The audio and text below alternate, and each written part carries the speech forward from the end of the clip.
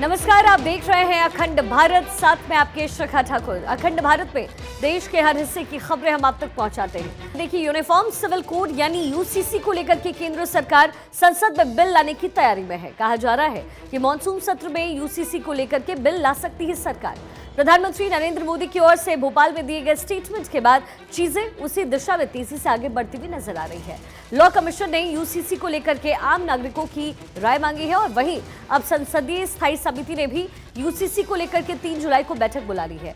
इन सब के बीच विपक्ष में मिला जुला रुख नजर आ रहा है। कई विपक्षी पार्टियां यूनिफॉर्म सिविल कोड के समर्थन में दिख रही है। आपको एक रिपोर्ट दिखाएंगे।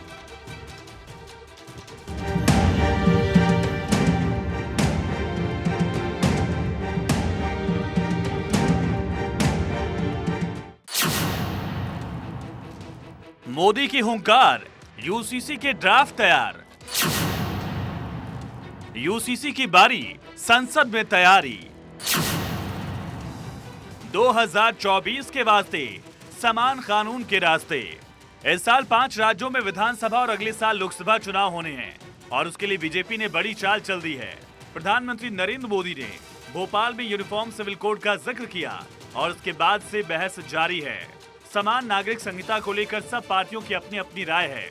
इन सब के बीच केंद्र सरकार यूसीसी पर संसद में बिल लाने की तैयारी में है। कहा जा रहा है कि सरकार संसद के मानसून सत्र में यूसीसी को लेकर बिल ला सकती है। समान नागरिक संहिता पर एक्शन में केंद्र सरकार, संसद के मानसून सत्र में यूसीसी पर बिल लाने की तैयारी। यूसीसी संबंधी बिल संसदीय समिति को भी भेजा जा सकता है। यूसीसी पर राय जानने के लिए 3 जुलाई को बुलाई गई बैठक। संसदीय स्थायी समिति की होगी बैठक। विधि आयोग, कानूनी मामलों के विभाग और विधायी विभाग के प्रतिनिधियों को बुलाया गया। विषय देखिए, इसका कोई कमेटी से मतलब नहीं है। 2 अलग अलग विषय है। जहाँ तक कमेटी की बात है तो कमेटी में तो सभी पार्टी के लोग हैं और वहाँ पर इस पर डिस्कशन होगा 3 जुलाई को। आवश्यकता होगी तो बाद में भी मीटिंग होगी। बाकी इस कमेटी की बैठक का अलग अलग दलों के से कोई संबंध नहीं। बाकी मेरा व्यक्तिगत कोई अगर आप पूछिएगा तो मैं अपनी बात बोल सकता हूँ, लेकिन जो कमेटी की मीटिंग है वो तो नॉन पॉलिटिकल होती है और उसमें सभी दलों के लोग रहते हैं और किसी भी महत्वपूर्ण विषय पर वो कमेटी चर्चा कर सकती है। तो इस बार हम लॉ कमीशन की रिपोर्ट जो है और उस पर हम लोग चर्चा करेंगे। मॉनसून सत्र जुलाई के तीसरे हफ्ते में शुरू होने की संभावना है और इसी दौरान यूसीसी बिल को सदन में लाया जा सकता है। यूसीसी को लेकर माहौल तेजी से बन रहा है। जब से पीएम मोदी ने इसकी वकालत की है, इसके बाद सभी पार्टियों की राय सामने आ रही है। आम आदमी पार्टी ने जहां यूसीसी को सैद्धांतिक मंजूरी दी है, तो जेडीयू और उद्धव ठाकरे की पार्टी भी इस बिल के खिलाफ नहीं दिख रही। वहीं दूसरी विपक्षी पार्टियां इस बिल के खिलाफ हैं कि ये इतना सेंसिटिव और महत्वपूर्ण विषय है, इसके ऊपर कोई अंतिम निर्णय लेने के लिए पहले सरकार एक अपना पक्ष रखें कि क्या वो प्रस्ताव रख रहे हैं, क्या क्या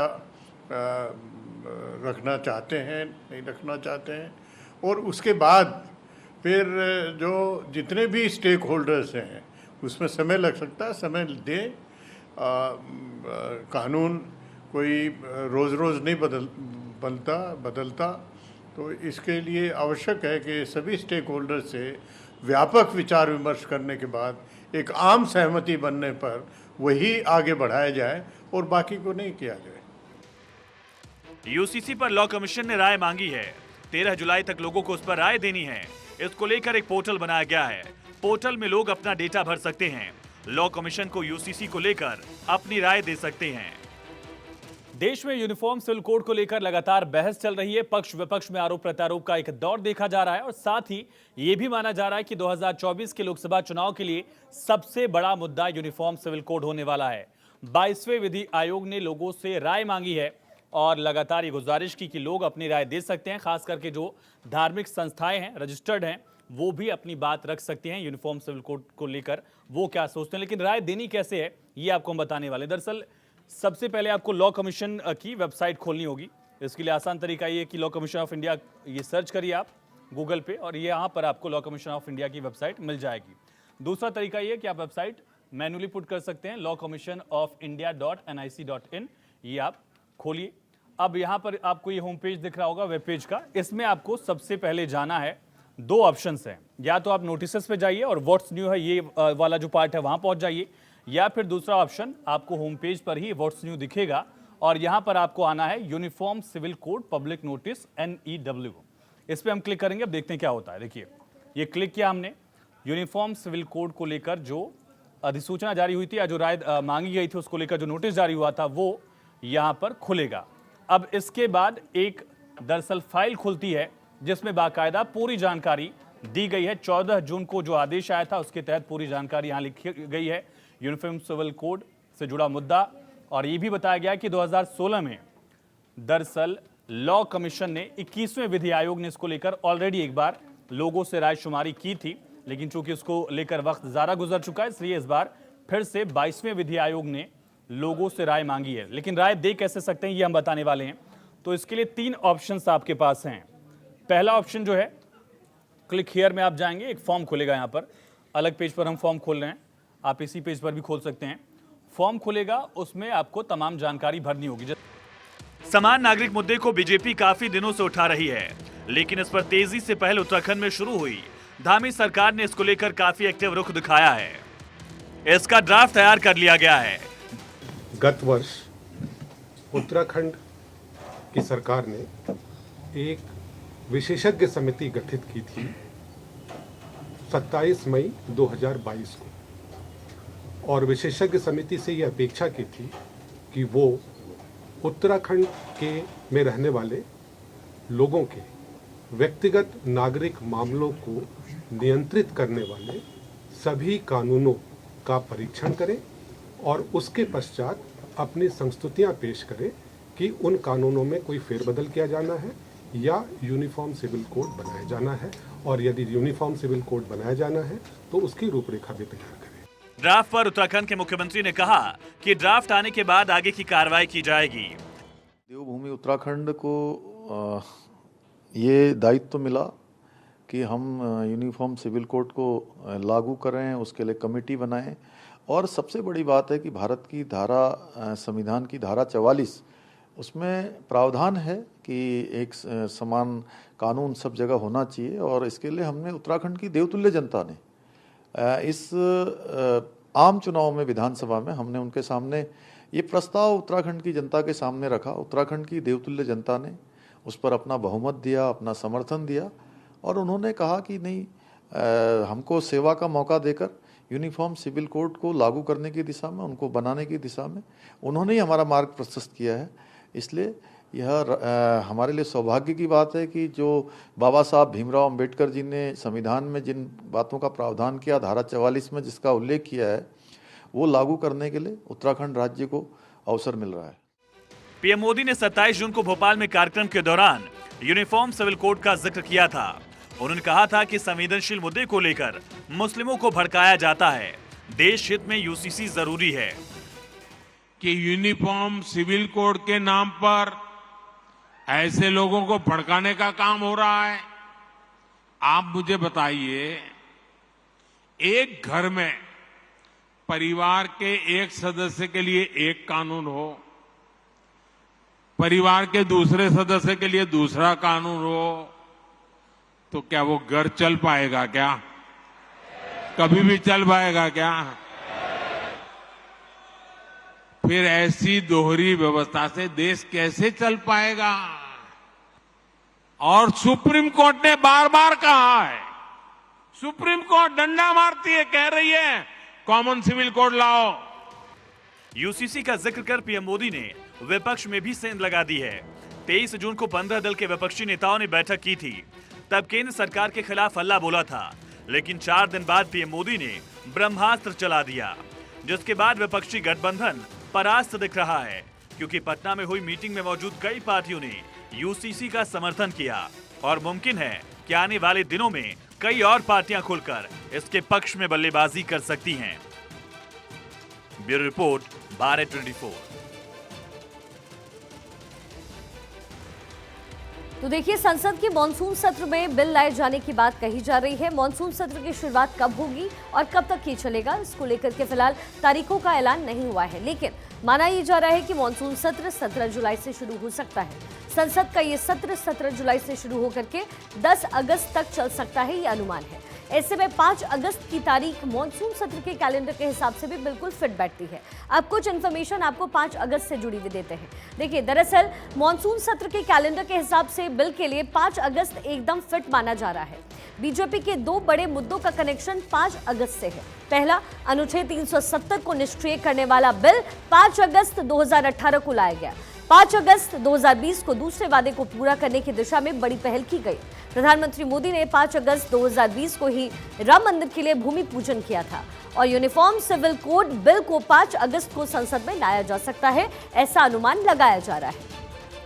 देखिए, यूनिफॉर्म सिविल कोड को लेकर के चर्चाएं काफी हो रही है और इसको लेकर के लॉ कमीशन ने सुझाव मांगे हैं और अब तक 8.5 लाख से ज्यादा सुझाव मिल भी चुके हैं। और इसी बीच संसदीय समिति ने भी विधि आयोग और कानून मंत्रालयों के प्रतिनिधियों को बुलाया है। ये बैठक 3 जुलाई को होगी और ऐसे में जब समान नागरिक संहिता पर इतनी बहस और तैयारियां चल रही है तो इससे जुड़े कुछ अहम सवालों के जवाब भी जानने जरूरी हैं। क्या कुछ वो सवाल है और इसका आंसर क्या है, यानी जवाब क्या है, ये हम आपको बताते हैं। सबसे पहला सवाल है कि क्या है समान नागरिक संहिता। इसके जवाब में इस कानून के तहत सभी के लिए एक कानून होता है। अगला सवाल, क्या है सरकार का रुख यूसीसी को लेकर। तो आपको बता दें, दरअसल बीजेपी सरकार यूनिफॉर्म सिविल कोड की वकालत पहले से ही करती आई है। क्या विपक्ष का रुख है इस पर? इसके जवाब में जो बातें निकलकर सामने आ रही है कि विपक्ष का रुख मिला जुला सा लगभग मिल रहा है। कुछ पार्टियां इसके समर्थन में हैं तो कुछ इसके विरोध में खड़ी नजर आ रही है। अगला सवाल आपके जहन में आ सकता है कि यूनिफॉर्म सिविल कोड से क्या कुछ बदल जाएगा भारत में। तो इसका जवाब है कि यूनिफॉर्म सिविल कोड लागू होने के बाद मौजूदा कानून निरस्त हो जाएगा और सभी धर्म के लिए एक कानून होगा। क्या संविधान में इसकी इजाजत दी गई है? तो आपको जानकारी दे दें, अनुच्छेद 44 में यह कहा गया है कि समान नागरिक संहिता लागू करना सरकार का पूरा दायित्व है। संविधान में होने के बावजूद लागू करने में क्या कुछ परेशानी आ सकती है, ये भी सवाल आपके जहन में होगा, जिसका जवाब है कि अनुच्छेद 25 में धार्मिक स्वतंत्रता का अधिकार की बात कही गई है और इसी के चलते दूसरे धर्म के लोग विरोध अब तक यूनिफॉर्म सिविल कोड का करते आए हैं। इसका मतलब ये लागू नहीं हो पाएगा क्या, ये भी सवाल आपके जहन में होगा। तो जानकारों के मुताबिक यूनिफॉर्म सिविल कोड लागू करना सरकार के लिए चुनौतीपूर्ण काम जरूर है, लेकिन चूंकि मिली जुली प्रतिक्रिया आ रही है इसलिए यूनिफॉर्म सिविल कोड को लेकर के फिलहाल कोई राय नहीं बनी है। चलिए कुछ और खबरों का रुख कर लेते हैं। देखिए, प्रधानमंत्री का रुतबा दिन प्रतिदिन बढ़ते जा रहा है। हाल ही में प्रधानमंत्री मोदी अमेरिका की यात्रा पर थे, जहां राष्ट्रपति बाइडेन ने गर्मजोशी से उनका स्वागत किया और प्रधानमंत्री मोदी को अच्छा दोस्त बताया। तो अब रूसी राष्ट्रपति पुतिन ने प्रधानमंत्री मोदी की जमकर तारीफ की। उन्होंने भारत के मेक इन इंडिया इनिशिएटिव को भी जमकर सराहा है। आपको एक रिपोर्ट दिखाते हैं।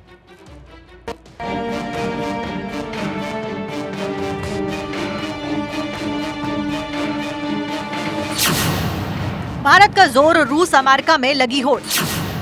पुतिन हुए मोदी के मुरीद, बांधे तारीफों के पुल। अमेरिका ने भारत को बताया अहम साझेदार। अमेरिका से रूस तक मोदी मोदी। दुनिया में भारत का डंका बज रहा है। दुनिया के सियासतदान पीएम मोदी को रोल मॉडल मानने लगे हैं। दुनिया के नेता पीएम मोदी को बॉस की तरह देख रहे हैं। काफी कम बोलने वाले और हर दम एक्शन में रहने वाले रूसी राष्ट्रपति व्लादिमीर पुतिन के पीएम मोदी की जमकर तारीफ की। उन्होंने रूस में घरेलू उत्पादों और ब्रांडों को प्रोत्साहित करने के लिए भारत का उदाहरण दिया। पुतिन ने मेक इन इंडिया कॉन्सेप्ट की जमकर सराहना की। उन्होंने कहा कि भारत को इसके सकारात्मक परिणाम मिले हैं। About the products that are made in Russia, our friends in India, the Prime Minister Modi is a good friend of Russia as well. He presented an entire concept several years ago that was called Made in India, and they did achieve some very palpable results for India with that project. Putin का ये statement काफी अहम है क्योंकि पिछले 1.25 साल से ज्यादा दिनों में रूस और यूक्रेन के बीच जंग जारी है। युद्ध की जब शुरुआत हुई थी तो उसके बाद पश्चिमी देशों ने रूस के खिलाफ आर्थिक प्रतिबंध लगा दिए। वहाँ की अर्थव्यवस्था इन प्रतिबंधों की वजह से डगमगा गई और उद्योग धंधों के लिए बाजार बंद हो गए। ऐसे में राष्ट्रपति पुतिन चाहते हैं कि भारत की मेक इन इंडिया की तर्ज पर ही रूस में स्वदेशी प्रोडक्ट्स पर जोर दिया जाए और देश में ही जरूरत की सभी चीजें तैयार की जाए।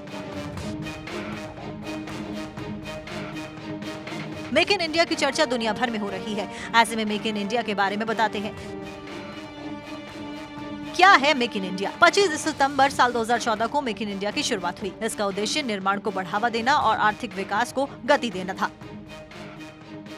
पीएम मोदी के मेक इन इंडिया विजन का अंदाजा इसी बात से लगाया जा सकता है कि अब भारत विदेशों से हथियार खरीदने से ज्यादा उसकी तकनीक खरीदता है। इससे देश में हथियारों के साथ साथ लोगों को रोजगार भी मिलता है। भारत ने अब रक्षा निर्यात की बड़ी उपलब्धि हासिल की है। न केवल पुतिन बल्कि अमेरिका भी भारत की तारीफ लगातार कर रहा है। पेंटागन ने साफ कहा है कि एशिया में स्थिरता और सुरक्षा के लिए भारत बेहद अहम है। We very much appreciate the relationship that we have with India, and we continue to want to build on that. India is obviously a critical player in the region when it comes to ensuring stability and security in the region, and so we'll continue to work very closely with India. एक तरफ दुनिया के देश भारतीय मुल्क की तारीफ में कसीदे गढ़ रहे हैं, वहीं दूसरी तरफ चीन का अड़ियल रुख जारी है, जिस पर विदेश मंत्री एस जयशंकर ने एक बार फिर से तलख टिप्पणी की है। फिलीपींस दौरे पर विदेश मंत्री एस जयशंकर ने चीन से साफ कहा है कि वे दक्षिण चीन सागर में अंतर्राष्ट्रीय नियमों का पालन करें। ये पहली बार है जब भारत ने स्पष्ट रूप से चीन से दक्षिण चीन सागर में उस फैसले का पालन करने का आह्वान किया है जिसे बीजिंग लगातार इंकार करता रहा है। Bureau report, Bharat 24।